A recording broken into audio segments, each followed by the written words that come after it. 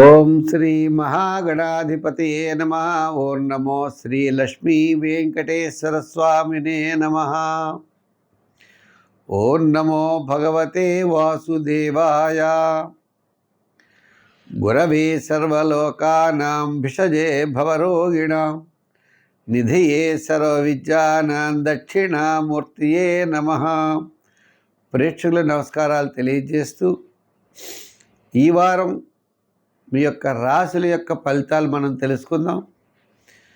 మనకి జూన్ 28వ తారీఖు నుంచి జూలై 4వ తారీఖు వరకు ఉన్నటువంటి గ్రహాల యొక్క పరిస్థితులను అనుసరించి రాశి ఫలాలు తెలుసుకుందాం. ముందుగా ఈ మేషరాశిలో అంటే కుజుడు వృషభ రాశిలో, మిథున రాశిలో రవి, అదేవిధంగా గురు శుక్రులు కర్కాటక రాశిలో, సింహంలో కేతువు.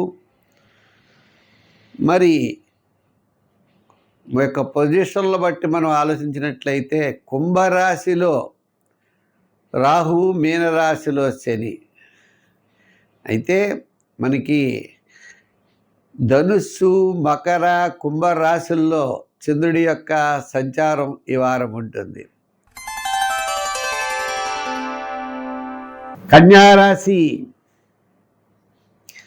ఈ కన్యారాశి వారికి చతుర్థ, పంచమ, షష్ఠ స్థానాల్లో చంద్ర సంచారం. రవి పెద్దగా యోగంగా లేరనుకోండి, పర్వాలేదు. రవి అయితే ముఖ్యంగా ఆయన గ్రహాల్లో గురు శుక్రులు మంచి యోగం, రాహు కూడా షష్ఠ రాహు యోగంగా ఉన్నాడు. ఎంతటి కార్యక్రమాన్నైనా ఈ రాశి వారు పూర్తి చేయడానికి అవకాశాలు ఉన్నాయి. స్థిరాస్తి వ్యవహారాలు, కార్యజయం, ధనలాభం, బంధుమిత్రుల యొక్క సమాగమాలు, నూతనమైన ప్రయత్నాలు, పబ్లిక్ రిలేషన్స్ కూడా గతం కంటే అనుకూలంగా ఉంటాయి. ప్రధానమైన గ్రహాలు ఈ రాశి వారికి అనుకూలంగా ఉన్నది. మరి ఇప్పుడు వివాహమో లేకపోతే ఉద్యోగమో, ప్లాట్ కొనుక్కోవడమో, ఇల్లు కట్టడమో అన్నది ఈ 1 year కాలంలో ఖచ్చితంగా అవ్వాలి. ఆ రకమైన ప్రయత్నాలు మీరు చెయ్యాలి. ఈ వారం చాలా ప్రోత్సాహకరంగానే ఉన్నది.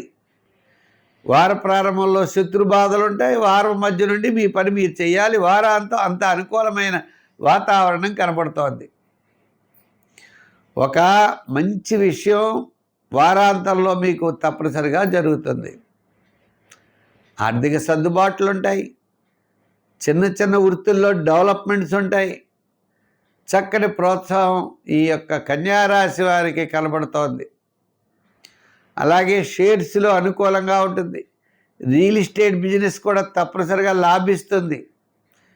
అంచేత ముఖ్యమైన వ్యవహారాలన్నీ కూడా లాభస్థితిలో కనబడుతున్నాయి. కాబట్టి ఈ రాశి వారికి ఈ వారం ప్రోత్సాహకరంగా ఉన్నది. సంఖ్యల్లో 5, 6 వాడండి. రంగుల్లో గ్రీన్, లైట్ బ్లూ కలర్స్ వాడండి. ఆరాధన దగ్గరకు వచ్చేటప్పటికీ ఈ రాశికి అధిపతి బుధుడు. బుధుడికి విష్ణుమూర్తి ప్రీతి. అంచేత ఓం నమో భగవతే వాసుదేవాయ, ఓం నమో నారాయణాయ. మీ ఇష్టం, ఇది కానీ అది కానీ మంత్రజపం చేయండి. అవకాశం ఉన్నప్పుడు పెసలు దానం చేయండి. తప్పకుండా మంచి ఫలితాలు ఏర్పడతాయి.